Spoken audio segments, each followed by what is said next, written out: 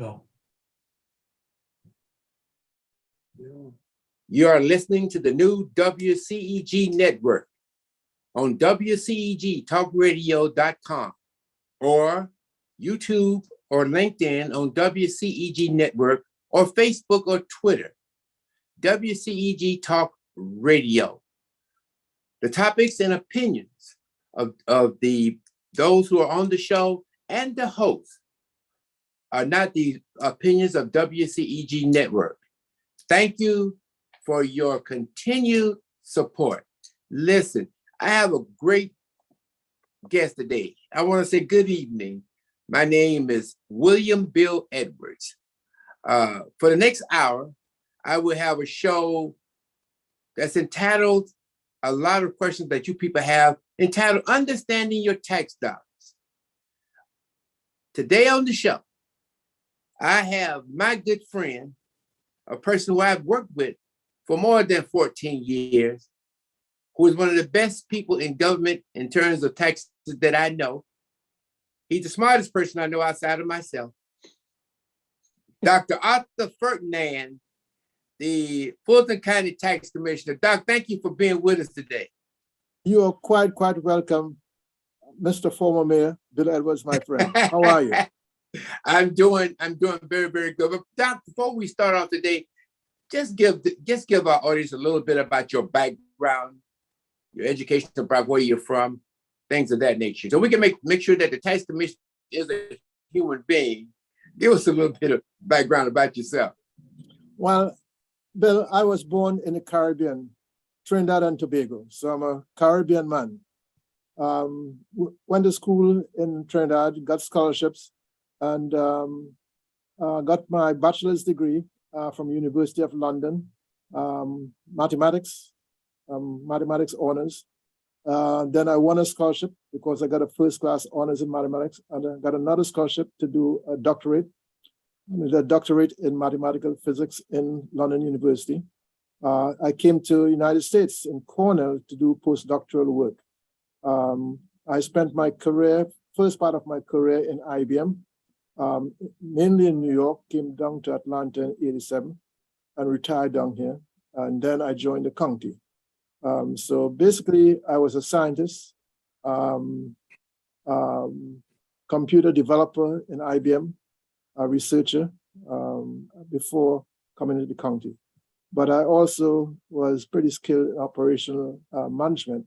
And so I view the county, this job, as one of an operational manager, the tax commissioner of Fulton County, because we are the biggest county, has the biggest population, the biggest number of taxpayers. And so it's a major operation. When I took office, we weren't really good in terms of tax collection. The collection rates were more like 87%. Today, it's annually 99-point-something% on a yearly basis. So we are quite effective in terms of collecting taxes. We collect for several municipalities, including the school boards and South Fulton. Of course, Fulton County, Chattahoochee Hills and Mountain Park, which are very small ones, Johns Creek and Sandy Springs, and of course, South Fulton. And so those are the jurisdictions I collect for. I guess later on you'll talk about community improvement districts and what they are, and tax allocation districts and what they are. But I also collect for all those. How long have you been with Fulton County now, Dr. Ferdinand? In the county government. Right. I started here in '96 and became the tax commissioner in January of '97. So this is my 25th year as a tax commissioner. Yeah, two kind of double question here. Explain to our audience the role of the tax commissioner, and also explain your role as compared to the tax assessor. Okay, that's a very fundamental question. I think everybody should understand that. The tax assessor, I consider them my sister department.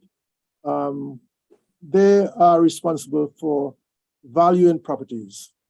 They are responsible for all the exemptions that citizens and and property owners get. They are responsible for the addresses. They are responsible for making sure that the right address is in the system. We take all that information, and my role then is to calculate the taxes based on the values that the assessor set on properties, along with the millage rate that's set by the Board of Commissioners and other taxing jurisdictions. And I put it in my big computer, and it spits out a tax bill. My job is then to mail that tax bill to the addresses that the Board of Assessors keep, and then collect those taxes and distribute the payments to all the municipalities and jurisdictions that I collect for. I think that's in a nutshell. Doc, yes, one thing that people always ask, and they assess my house at a certain value, but nobody's been there. How do those values? How do you compute those values on a piece of property that maybe you haven't seen? Well, it's pretty simple. The tax assessors, they're the ones who do the values, but they also look at sales of properties in each neighborhood. And each neighborhood is taken as individual neighborhoods, and they look at the sales and comparative sales of properties in those things. And they could see how their values increase, and then they would make that increase across the properties. So sales drives what those values are.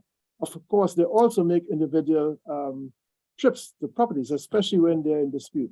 So I think it's every couple of years or so, they actually make site visits to all those properties. But in general, besides the site visits, they look at property sales before making a valuation. But then, even in that case, the property owner still has the right to appeal that value if they think it's inappropriate.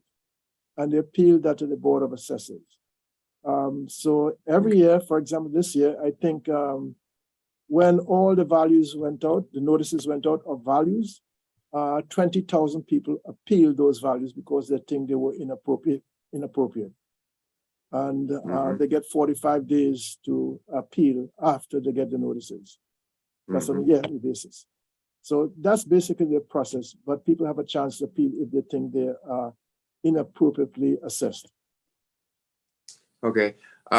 We've seen values go up tremendously this year in neighborhoods. What do you attest the increase in those values to? I know you're not the assessor, but you know a lot about taxes and values. What do you kind of contribute that to? This year there was basically a surge in building and tremendous amount of sales. And you probably saw news articles about how the prices are rising so much that initial homeowners can't afford it. So the values have been rising. And so those sales there drive the demand, drive the prices up, which then drives the values that the assessors put on the properties. And so sales have been driving it. This year has been a very good year for sales of property. Last year, as a matter of fact, was a very good year for sales of properties, which people complain about. They can't afford, especially first-time homeowners, because they can't afford it because people are snatching up properties and they're paying premium above the values. And so you could see the market itself is rising.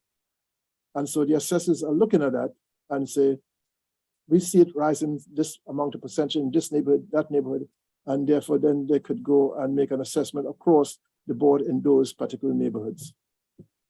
Let's talk a little bit about, because some people, they depend on the computers and other things next door for their knowledge, and sometimes it's not the knowledge that you need.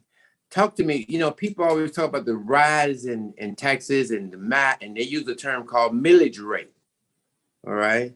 Explain to us, the people here, what is a millage rate? What does that mean in real dollars? And how does it affect the municipality?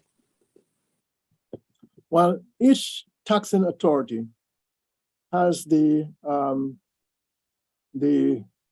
advantage of setting a millage rate depending on how much the cost of running the government is, their government. The Board of Assessors sets the values. when the values are set, the fair market value, the assessed value is 40% of that market value. So for taxation purposes, if the value is $100,000, the assessed value would be $40,000. A millage rate is how much you would pay in taxes for every $1,000 of assessed value. For every $1,000 of assessed value. So if your millage rate, for example, in say South Fulton is 49, for every $1,000 of assessed value, you pay $49 in taxes. So if your assessed value is say $2,000, I'm just making this up now, $2,000, then it'll be 2 times 49.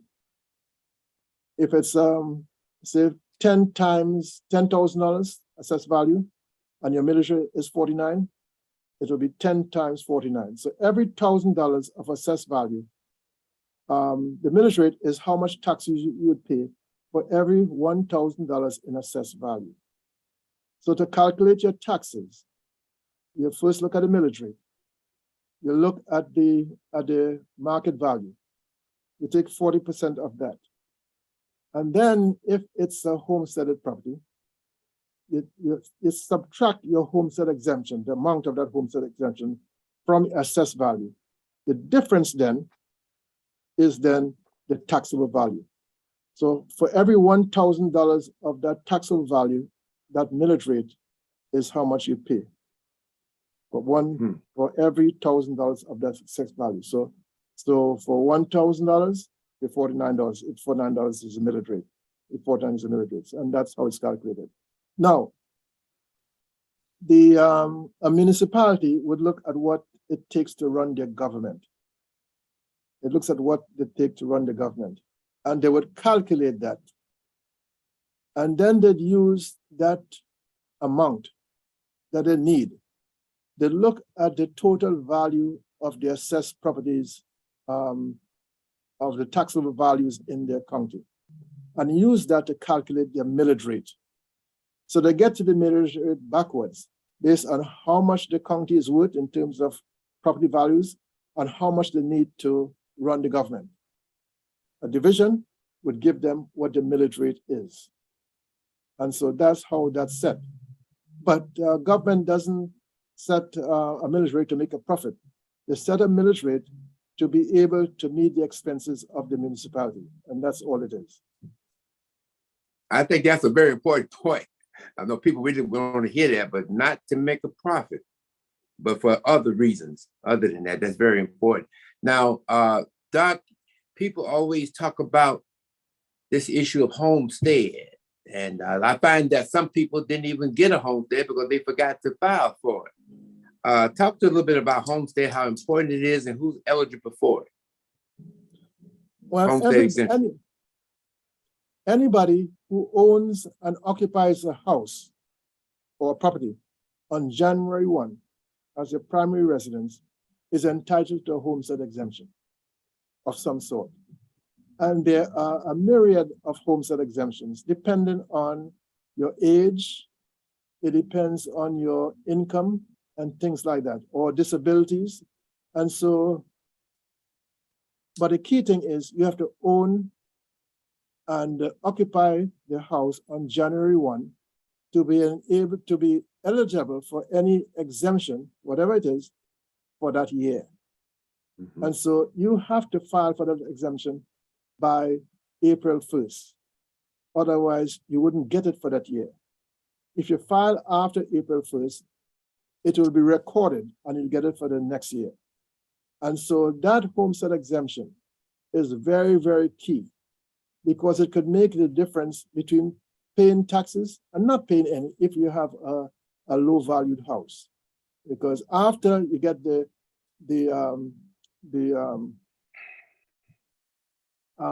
assessed value, mm-hmm. if the exemption you're entitled for, if you take that away from the assessed value, subtract it out, if that homestead exemption is greater than what the assessed value is, then you won't have to pay any tax because it will be a negative amount. So it's very important, especially if you're elderly and entitled to one of these big exemptions, or if you have a low valued house and you're entitled to that exemption, it could be that the taxable value could be less than zero and therefore you pay no taxes. So it's very important, especially for elderly, especially if you live in a house that is not high valued, that could make the difference between paying nothing or paying a big amount.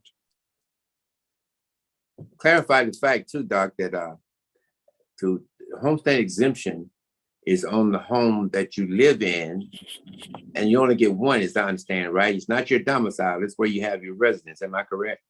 It's where you have your domicile. You have to own and reside in that property. You can't have it for your residential, for your rental properties. You can't have it for the house where your niece lives in. It has to be in the house that you occupy. Got it? Got it. I got it. I want them to know that. Let's talk a little bit about exemptions, Doc, that you know of that people can look into. Some of them based on age, some of them based on some other things. But talk to us a little bit about some of the exemptions that's available for us. Well, the elderly exemptions are the ones that come to mind first. Normal people could just file for exemption and they'll get the basic exemption. But when you get to age 62, you could file for an elderly exemption. And that would give you an amount that's bigger than the basic exemption. Okay. And that's important. You pay less, you'll pay less tax. I better write that down myself. Huh? Go right ahead. And when you get to 65, there's another exemption for you at that age 65, which is better than this one. Okay. And when you file for an exemption and get it, unless your circumstances change, you don't have to file again. So you'll file once at 62, and unless something changes, whether it's income or whether a spouse dies or something like that, you don't have to do it again until you're 65 when you get a better one. Once you file that 65, you don't have to refile again until you get to age 70. Then there's something else there. And then in some cases, you don't have to pay any for some authorities. You don't have to pay any taxes at all for certain communities where they just waive all the taxes for seniors over 70. When you get to 70, you don't have to file anything anymore. Unless you move out of the house, you go to a nursing home or something like that, and somebody else is in the house, then you can't get that. So you have to be very careful about things like that. But it's important that people know that once you file and nothing changes in your circumstance, you don't have to refile anymore until something changes. Now, if you have a house in both names, yourself and the spouse dies, then when you file a death certificate, the Board of Assessors would probably pick that up and would take that exemption off. And so you would have to be vigilant about that when somebody dies, to go back to the assessor and says, yes, but I still reside in that house. Yes, my spouse died, but I still reside in that house. And they will reinstate it for that very year. So you don't lose it technically, but you might have to go and do something if the assessors change it because the circumstances change. It'll look like the ownership changed from one person to two person, from two person to one person. And so that might trigger them removing it, but they'll put it back on when you assure them that you now live in the house. So I don't want people to be confused about this information. The exemptions you're talking about, they should actually get in contact with the assessors and not so much your office. Am I correct? I have nothing to do with assessment. I'm talking about things that you do with the Board of Assessors. And for the exemptions, you could even do it online now. You don't have to physically come down to the office. You could if you want. But all those exemptions you could file online now. So you go to the Board of Assessors website, and there'll be pages there where you could, for exemptions, and you could look at the exemptions, and you could file exemptions out there also. So it's much easier today. Huh? Yeah. Just for information, Dr. Ferdinand, what is the name of the head of the Assessors Department? it's Dwayne Pinkney. He is the acting chief appraiser now. Dwayne Pinkney. Okay, all right, Acting chief appraiser. okay. There are other things that you're responsible for that people may think is outside the line of just property taxes. Talk to us about, things like CIDs and other things that you have to get involved with in terms of their creation. Yes, Community the CID, improvement. yeah, the CID is a community improvement district. And that's a pretty well-defined area that businesses choose to spend money, their own money, to make improvements that are probably slow in coming from the government, or they are helping the government, but they are funding improvements in a certain district.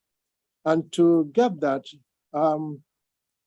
they define the boundaries of this community improvement district, the boundaries, all the properties in those boundaries. And then every commercial property owner in that boundary has to agree. A certain number of those commercial property owners have to agree to be taxed for the community district. 50% of the commercial property owners in this boundary has to agree. And those 50% has to represent 75% of the values of those commercial property in that district. I have to certify that before they could become a community improvement district and get taxation authority. So the tax commissioner office is the one who has to certify that it meets the criteria to be a community improvement district. And so they could tax themselves 3 mills to 5 mills to spend within that community improvement. So another misconception that people have sometimes in terms of formulating the community improvement district is, and the percentage of 75 is important because if those who didn't want to come into the development, into the CID or whatever, if it meets the 50% and 75% criteria, they're automatically drawn in. Am I correct? Yes, as long as 50% of the property owners who represent 75% of the values say yes, then every commercial property within that district is a part of it, and they have to pay into the CID. Yeah. So well, your friend Dolores Baskin, your friend Dolores Baskin has a question from some of the constituents, so she's gonna give you your first one now. Okay, Dr. Doris, how are you? I am doing well. How are you? I'm doing fine, thank you.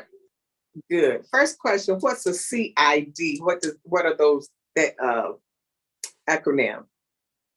Community Improvement District. Community Improvement District, where property owners, the commercial property owners, agree to tax themselves to make improvements within that area. So let me just say this, we kind of use Fulton Industrial as an example.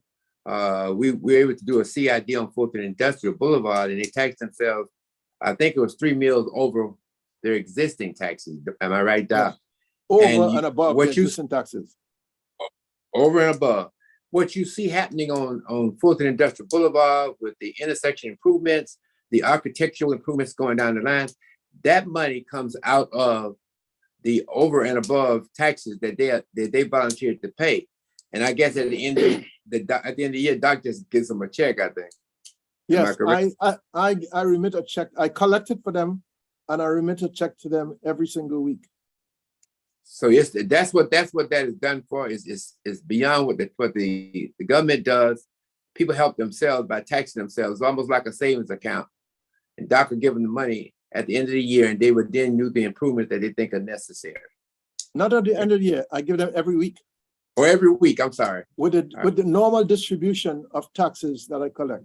They get a distribution every week. Okay, I think Dolores has another question. Second question, we're going to go back to homestead. If a person didn't file homestead at 62, will the assessor retro the homestead when they do file? Repeat the question. If a person didn't file homestead at age 62, when they do file, will the tax assessor go back and retroactively No, assess that homestead for the years they, okay. I thought No. that was the answer to that one. no, Okay. You lose out. 0. zero. You get it going forward. What other taxable things and options outside of CIDs, Doctor, you get involved with? I get into a myriad of things, but most of all, a lot of they're all kind of tax allocation district related, especially in the city of Atlanta. And a tax allocation district, and it's generally called a TAD or TAD, TAD, tax allocation districts. And that again has a boundary. It's an underperforming area in a community that if it didn't get an infusion of public funds, would probably stay unimproved. Atlantic Station is one of those. You remember, Atlantic Station was a brownfield for years and years and years. A brownfield, polluted. Yeah. And it was a tax allocation district was created here. Now, a tax allocation district is underperforming year after year, a very, very low amount of tax. And so the agreement with the TAD is that we will invest public funds into it, and that public funds would cause the value to grow from nothing. And so any increased taxes over and above what the TAD on this achieving area was getting, that amount over it would go to paying the bonds to develop that tax allocation district. And that's why it developed so fast, because there's a guarantee of bond money there. And so as soon as you start developing it and you get buildings going up, the values are going up. Remember, there were no buildings there or something like that. If you look at the Atlantic Station. If you go down to South Fulton, the marketplace, that was a big old kudzu patch. And we used a TAD out there to develop that.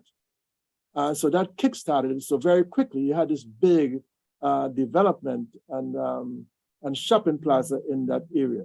That was a TAD. And so the governments don't get any more than they used to get before that development took place. All the increased taxes that come from that area goes towards paying off the bonds used to develop that area.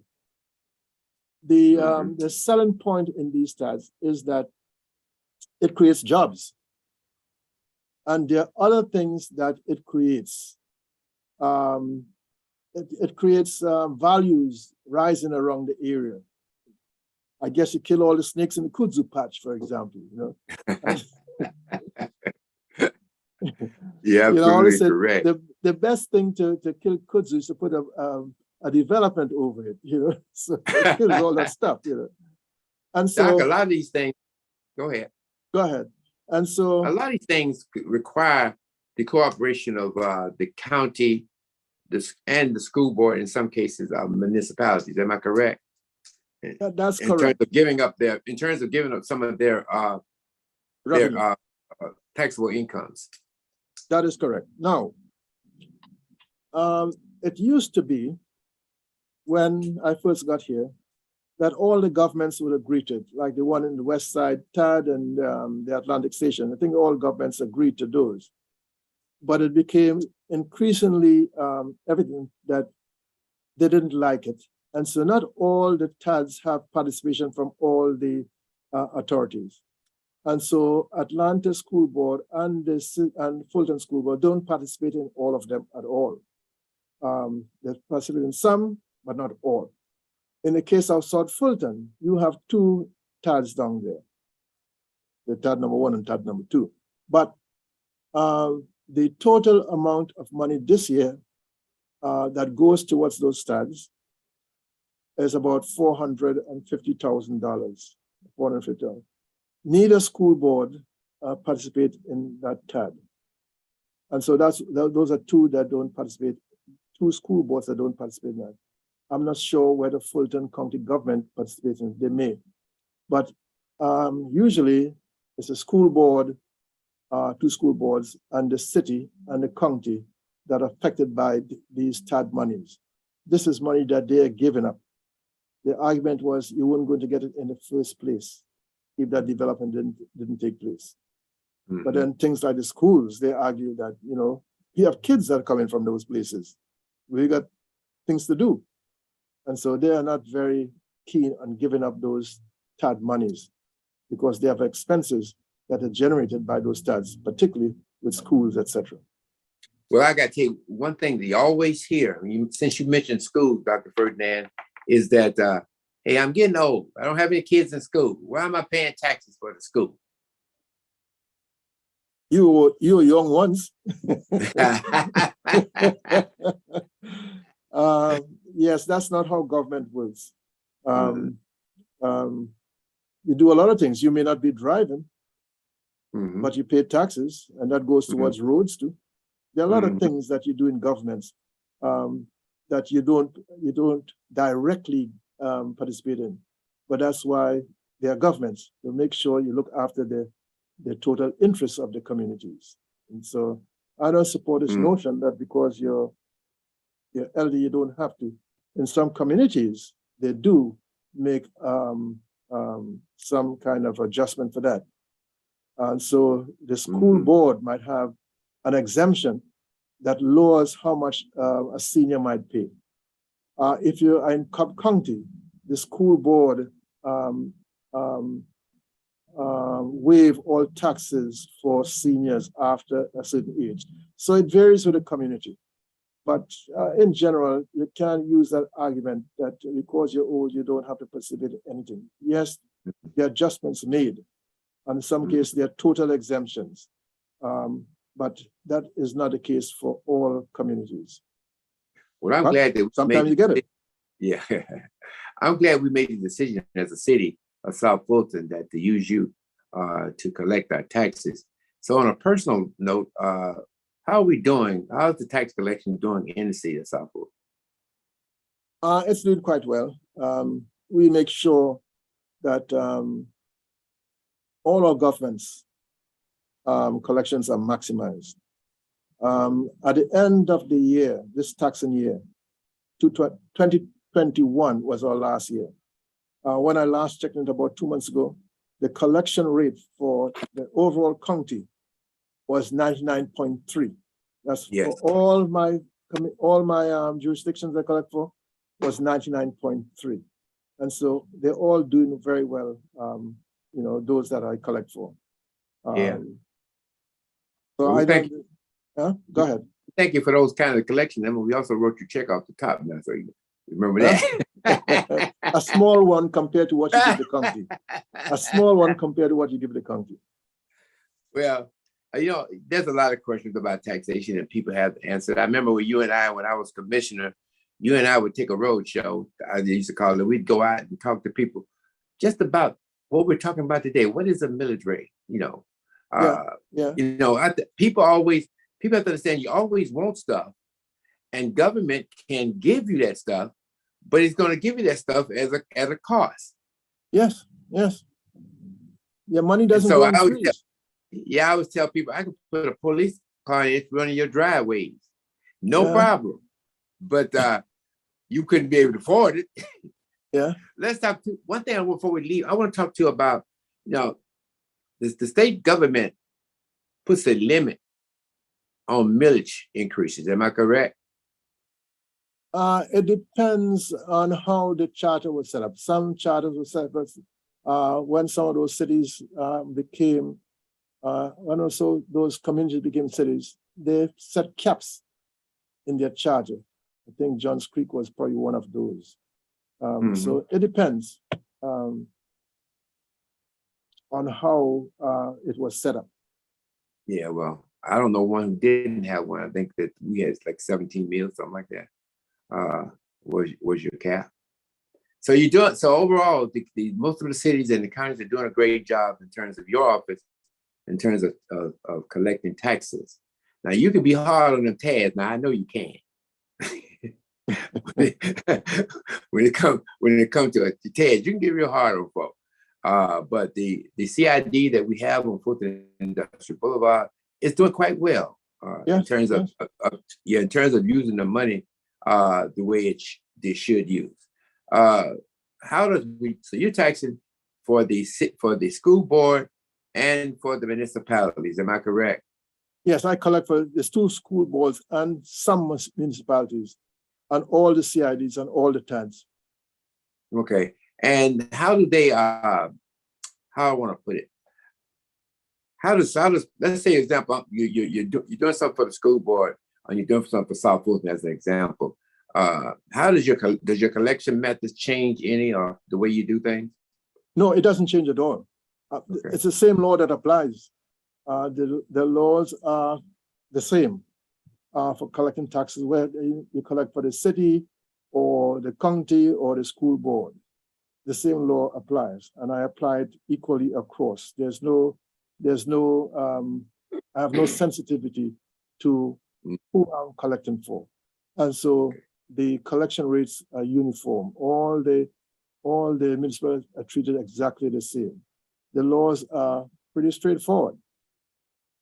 When taxes are sent out, you have 60 days to pay the city or the county tax. In the case of City of Atlanta, you have 45 days to pay it.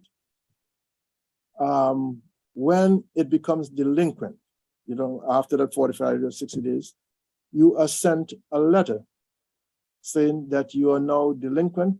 You have 45 days to pay. This letter is called an intent to file letter. In other words, if you don't pay it after that 1 month warning you got, then a lien is going to be put on the property. That's what it is. A FIFE is a lien. Okay? And so people get that notice after the due date is passed. They get it after the bill is late. Okay, payment is late. After that warning of 30 days is passed, then a lien is put on the property. Now, I don't like to put liens on property. Nobody likes to do that, but that's what our job is. Okay? That's one of the forcing factors to get people to pay. Now, when a lien goes on a property, that gives anybody the right to purchase that lien. And unlike what people think, I don't go out selling liens. I sit in my office and people purchase it. As a business, they purchase those liens and they put themselves in the shoes of the tax commissioner to receive that payment, just like the tax commissioner would. There are no extraordinary charges that go on that. They can't just put numbers on top of it. They have to put themselves in the shoes and collect it just like the tax commissioner would have, with the same interest and the same penalty. That's it. And so this notion that when somebody purchases your property, it makes it hard for them to pay the taxes. It is no more difficult than if it was in my house. As a matter of fact, sometimes people call me and make sure that their liens are sold or purchased because they don't have the money now, but they would in the future, and they want a payment plan. But at the same time, they recognize that the county and the city needs the money, the school needs the money. So it's a way of getting the money to the municipalities and give them a chance to gather themselves or to breathe and to pay in a monthly fashion to the purchase of those liens. Now, it's difficult for a tax commissioner to do that because the government doesn't want the money coming in little drips and drabs. They need the money for operations. And so when liens are purchased, it gets the county 100%, no discounted, 100% of what's on the books so that they could run the government. But it also gives the taxpayer a chance to get a payment plan from the purchase of the lien. And the purchasers can't hide. They have to inform you within 30 days that they have this lien and give the opportunity to get it back or to make payment plans. So there's no hiding here. The government is pretty strict about that. Gotcha. Your friend Dolores has another question for you. Dolores, you're getting to be too frequent with this stuff. Well, I haven't seen you in a few years, so this is my opportunity. Two questions. What services are the county responsible for as opposed to a city? The county is responsible for health and welfare and the protection. So they run the jails, for example, that's safety. Health, they are responsible for that. They do things like grading. When we were having COVID, they took over basically and run the COVID thing for the county. So health, welfare are two of the key things I could think of. Bill, you probably have in your mind some of those things. The county used to be in charge of some roads, but now the roads are part of the city jurisdictions now. So we aren't in charge of roads, I don't think, at this point in time. The county contributes significantly to Grady Hospital, which is the primary hospital here for trauma. In fact, if you get injured in Alabama, you probably bring the Grady. So we contribute to Grady. Bill, you laughing? That's true. You know? Libraries, fire, all those things that the county used to be responsible for, but now the cities are responsible for fire because we don't have an unincorporated place. That's correct. She's got another one for you. The other question is, why isn't a tax commissioner part of the election process? I am elected. Yes. I am elected. I remember when you were not elected. That's correct. Then I remember when they put you on the ballot. That's correct. Yeah. I was one of only 2 counties with appointed tax commissioner. That lasted 2 terms. And then the legislature decided to change it to get rid of me, and I'm still here. It hadn't remember worked, that, Bill? Yeah, I remember. It hadn't worked. You're doing the job too well. They couldn't get rid of you. Thank you. Any more questions, Lord? No, not right now. Okay. But yes, Dolores, I'm a part of the election process. I am one of 4 constitutional officers: the sheriff, the clerk of the Superior Court, the probate judge, and myself, the tax commissioner, are all elected officers. Mm-hmm. Mm-hmm. How big is your office? How many people do you employ there? I have about 200 people. Most of the people in my office are in motor vehicles because motor vehicle is constant every single day of the year, almost 365 days a year. We administer tags and titles for the state of Georgia, for the county. And so most of the action and transactions in the county is for motor vehicles. Remember, I have 365,000 properties with big values in them. I have over 1 million vehicles with smaller values in them continuously because your tags become renewable on your birthday. So every day of the year, it's somebody's birthday. And so my office is continuously busy with motor vehicles in particular. Well, you've done a great job in trying to make those particular places customer friendly. I mean, I remember a time when people just swarming the place and just trying to get in and get out. And now you go into them and, you got the technology, you spruce the place up. You even have areas where if you bring the kids can play over there while you're trying to get your tag. And I think you've done an excellent job of that.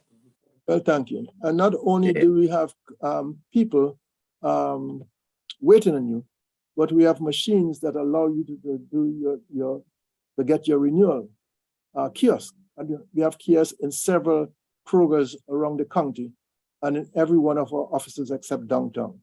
And so if the office is busy, you could go to a Kroger and get your tag. I tried it. Yeah, I figured it out. It worked. It definitely worked. If you got what you need in your hand and you know how to do that's right. Thing, but it definitely worked. That's a great asset. It cut down on the line and having people to wait and things of that nature. So you can go to the Kroger and get some milk and cheese and stuff and get your tags at the same time. Yeah, you can. Isn't that wonderful? You finding ways to get people money real fast. But I know it's a big job, and people probably don't know all the things that it encompasses being a tax commissioner.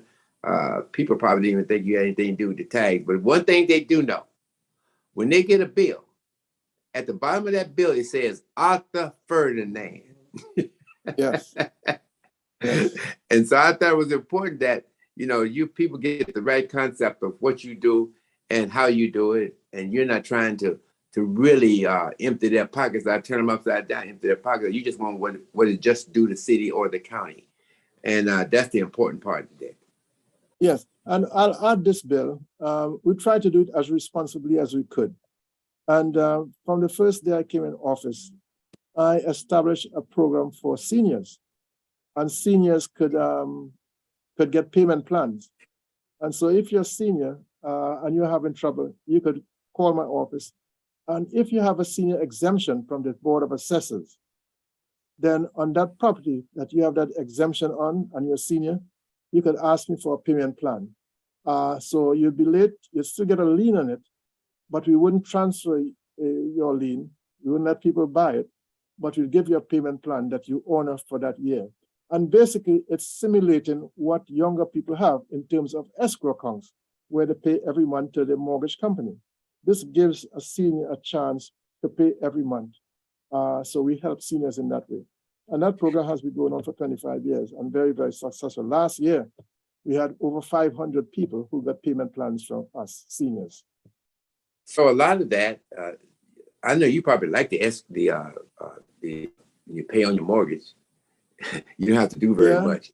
But are they under the same kinds of rules or restrictions that the individual has to pay, who pays his taxes, has to be at a certain time? And if they're not there, what do they do when a mortgage company is negligent? Let me just say that since I've been here, there are very, very, very, very few times that mortgage companies did not come in on time. They usually do. Where mortgage companies sometimes have a problem is when people appeal their values. And so when you appeal, the taxes could be billed at 85%. That's set up by the Board of Assessors, and they pay 85%. Once the appeal is finalized, there may be an additional bill. And sometimes the mortgage company might miss that bill, the difference between what you paid and the settlement with the Board of Assessors. And so that's where they may have a problem. But in that initial billing, mortgage companies don't make mistakes on that. They are very, very good at paying on time, just in time, most of the time. So I just want to go back. You said something very important, that when you're on appeal, that your tax bill goes down. It's under appeal. It doesn't go back, but the assessors, you could opt to pay 85% of it or 100% of it. And then you go through the appeal. And after that appeal process, you may have won or lost, or there may be adjustment. So you may receive, since you only paid 85%, if you choose that option, you may have to pay an additional amount if you lost, for example, or you may get a refund if you paid too much. And so the 85% rule is there for people to take advantage of, but some people, especially big businesses, they choose to use the 100% and pay everything. And then they may get a refund if they lose. But you have that choice, and you make that choice not with me, but with the assessors. Right. And that's important. Yes. That we know. Laura's got two more for you, man. Boy, she's getting on a roll here. Yeah, they're coming in, Dr. Ferdinand. Why are payments made to Fulton County Tax Commissioner Arthur Ferdinand? I don't see it. I'm the tax commissioner, so people historically could make it to me or to my name or to my office. I don't see it. Money doesn't come to me. It goes to a big machine that runs this through, and so I don't see any of that stuff. So if the thing that I get piece of it, no, I don't even see it. I don't even see checks. So it's just a procedural thing. It's just a procedural way it comes in. And that has always been the case with tax officers that make it to the tax commissioner or to the tax commissioner. by name, but we don't see it. That goes to a big machine downstairs that runs it through at a zillion miles an hour. Okay, Dolores. Okay, the other question is, how are appeal board members selected? Are they appointed or are they volunteers? The appeal board members are basically the board of assessors, appraisers. Now, if you go to, go to the, what do you call it? The next level, which is really with the clerk, that's basically selected by a grand jury. And so those citizens act like your peers, just like a court case with a jury. And so they would be an independent person hearing your appeal. So you'd be presenting your case, then the board of assessors would be presenting their case, and this third party selected by the grand jury would be hearing. And then they would make the decision as to what your appeal disposition would be. And when you go to the Board of Equalization, that's what it's called, the Board of Equalization, which is really selected by the grand jury. After you go there, whatever settlement you get or ruling you get, that ruling stays in place for 3 additional years. Remember that. It stays in place for 3 additional years. Now, the downside of that is that when that 3 years expires, the value of a property, which was then suppressed for 3 years, now suddenly goes up to the new market value. And people say, why did my value jump so high? Well, you have 3 years of, let's say it was increasing, say 5% a year, values increasing 5% a year. So you have this pent-up demand of about 15% sitting there waiting for you. And so people forget that, that they appealed and they got this break for 3 years, and then the question why the values jumped that high. Well, because the Board of Assessors, by law, couldn't raise your value for taxation purposes for 3 years after you went to the Board of Equalization. Am I making sense here? So you gotta watch that when people say, my value went up to 20% and my neighbors only went up 6%. Well, I hear that a lot. you hear that a lot because you may have gone to the Board of Equalization and they froze your taxable value for 3 years. Oh, okay. So there's pent-up value sitting there waiting for you. Okay. Dolores. 2 more questions. You got Dolores coming at you again. That's right. Dr. Ferdinand, when does your term expire? Why you ask me that question? That comes from citizenship. Well, to put it simply, I am on the same cycle as a presidential election. Okay. That is the easiest way to handle that. Okay. I'm on the same cycle as a presidential election. The next question, how can a homeowner taxpayer only pay $6 in taxes? That's quite possible. If your exemptions are high enough and your value of your property is low enough, when you take the what do you call it, the 40% of your market value, you subtract your big exemption, it leaves you the taxable value. And with that millage rate, it's possible that you could pay nothing. If the difference between your assessed value and your exemption is if your exemption is bigger than that 40% value, then you don't have any taxable value, or it could be so small that multiplied by the millage rate, you could get to $10, $15, $20, $6, or 0. Well, I need one of those. When you're calculating your digest and things of that nature, do you take those things in consideration? The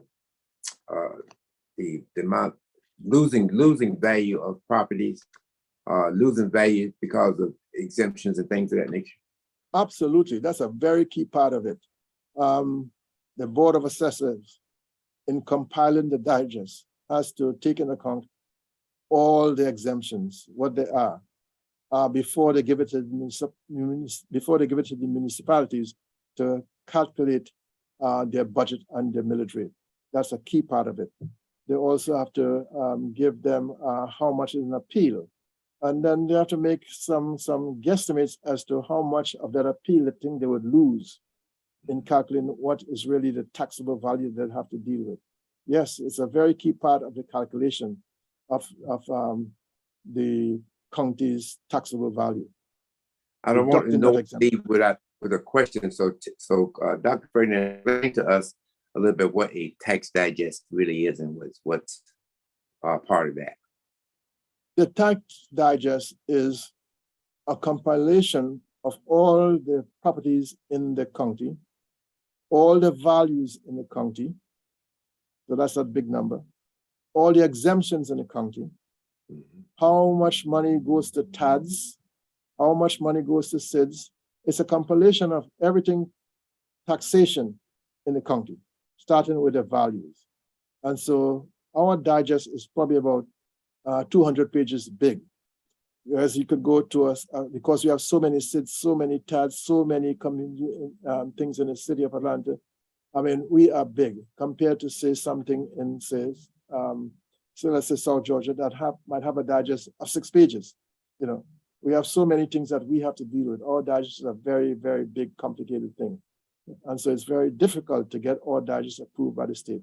Before you could tax anything, before you could charge anybody taxes or calculate or collect taxes on anyone, the state revenue commissioner has to approve the digest. That's a very, very important part, and one that's a nail biter every year for us as we submit our big digest to the state. Sometimes our digest is wrapped into politics, you know, and so we got to deal with all that stuff. Oh, really? Oh, yeah. It's wrapped into politics. Yeah. Bill, remember that year when you all raised the millage rate by 17%? I remember that year? I remember. Huh? And all North Fulton sued us? Yeah. I'm not telling you, tell on me. I remember I remember those things distinctly. Well, let me tell you something. For me, I know that you're probably the best tax commissioner in this country. And you have shown that you have the ability and to know how to do this job, and you have done it well. My 14 years with you up at the county, you know, in terms of what you were doing, and we've been some tumultuous times because, you know, they didn't want you to be tax commissioner. They didn't want to put you on the ballot, but you know, we got past all of that, and you have been doing an excellent job ever since then. And the fact that people know that you are. And those collection rates that you announced today, they have not changed much in my 20 years almost, you know, being an elected official. So that says a lot. Without you, we don't get to function the way we need to be. And you got to have good tax policies, but you cannot destroy people and for the sake of collecting taxes. So man, my hat's off to you. You know, hey man, you've been a friend. You've been a good person. I love you in spite of yourself. And those who don't know, he's a rancher now. He likes to raise bulls and cows and things of that nature. So Dr. Ferdinand, thank you so much for being here today. I didn't have to, you know, really twist your arm when I called you. You were more than happy to accept my invitation. So thank you so much for being with us today. It's like old times, Bill. Thank you for inviting me. I certainly enjoyed it. And I like hearing from you, Dolores. Well, thank you, Dr. Ferdinand. Well, you know, we still got her hanging on, Doc. Okay. She's still with us. Good, yeah. Good. Once again, thank you so much, Dr. Ferdinand. You know, you all today, you have seen a segment of Wednesday, Wisdom Wednesdays. And we want to make sure that we get the best people out to give you the information that you need. And I'll close by just saying this. In all you're getting, please get an understanding. Thank you so much for watching.